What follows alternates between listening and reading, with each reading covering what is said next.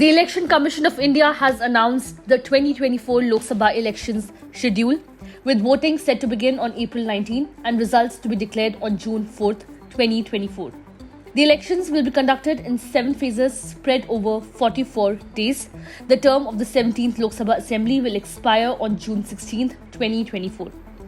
The first phase will be held on April 19, followed by the second phase on April 26, the third phase on May 7th, the fourth phase on May 13th, the fifth phase on May 20th, the sixth phase on May 25th, and the seventh phase on June 1st, 2024.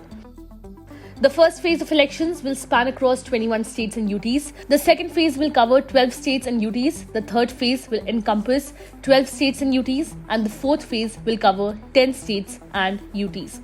Moreover, the fifth phase will cover 8 states and UTs. The sixth phase will span across 7 states and UTs. And the seventh phase will cover 8 states and UTs. Assembly elections will also be held in Arunachal Pradesh, Sikkim, Andhra Pradesh and Odisha alongside the Lok Sabha polls. With this, the 2024 Lok Sabha elections will have the second longest voting period after the 1951-52 parliamentary elections. The first parliamentary elections of 1951-52 lasted for around 4 months, making it the longest voting period in India. The country's first general election was held in 68 phases between October 25, 1951 and February 21, 1952 for 489 Lok Sabha seats across 401 constituencies in 25 states as per news agency PTI.